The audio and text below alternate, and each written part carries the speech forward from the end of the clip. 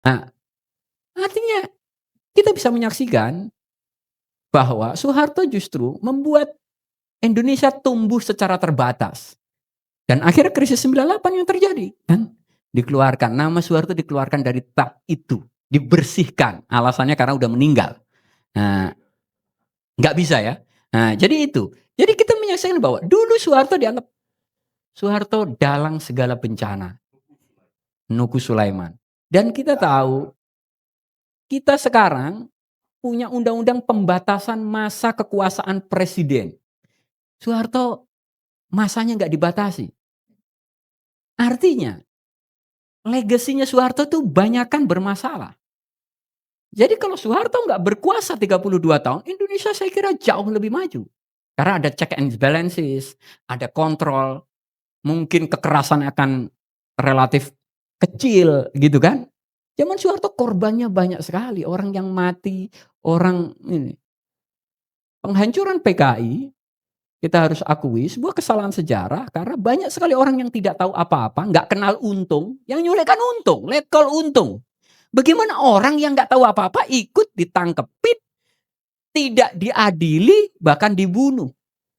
Jadi memanfaatkan memang pertarungan, padahal pertarungan politik antar partai itu udah dari 55. Tetapi Soeharto yang membuatnya jadi berdarah-darah. Di situ. Nah, kenapa? Jadi persaingan itu udah lama. Tetapi Soeharto yang membuat berdarah. Dan itu penghancuran juga adalah sebuah laporan bahwa penghancuran kaum intelektual. Ada lapisan intelektual yang hilang.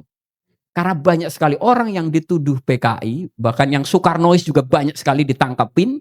Orang yang lari atau lagi kuliah di luar negeri nggak berani pulang karena disuruh setia sama Orde Baru, kalau nggak mau ya nggak dikasih. Nah, beasiswanya dicabut, paspornya dicabut. Nah, artinya kita bisa menyaksikan bahwa Soeharto justru membuat Indonesia tumbuh secara terbatas. Dan akhirnya krisis 98 yang terjadi. Kita terpukul paling keras. Kita terpukul paling keras dan jumlah orang miskin masih banyak sekali. Orde Baru melahirkan pertumbuhan yang luar biasa, tetapi gap-nya juga sangat tinggi. Saya ceritakan tadi, orang kampung saya nggak ikut menikmati pertumbuhan. Kita bisa cek orang-orang yang mengatakan enak zamannya Pak Harto. Apakah ada itu keluarganya yang kuliah ke luar negeri? Saya kok nggak yakin ada. Kalau ada mungkin dia bagian dari kroni cendana gitu loh. Karena mahal sekali di situ. Tetapi itu lebih tadi feeling aja, perasaan karena nggak ada keributan. Tetapi taraf hidup kita masih jauh di bawah. Taraf hidup kita di bawah Malaysia dari dulu sampai sekarang. Di situ. Nah, itu yang membuat ini Soeharto. Dan kita tahu dalam peristiwa-peristiwa penting di momentum kekuasaan Orde Baru, kekerasan sedemikian luar biasa. Nyawa seorang tidak ada harganya.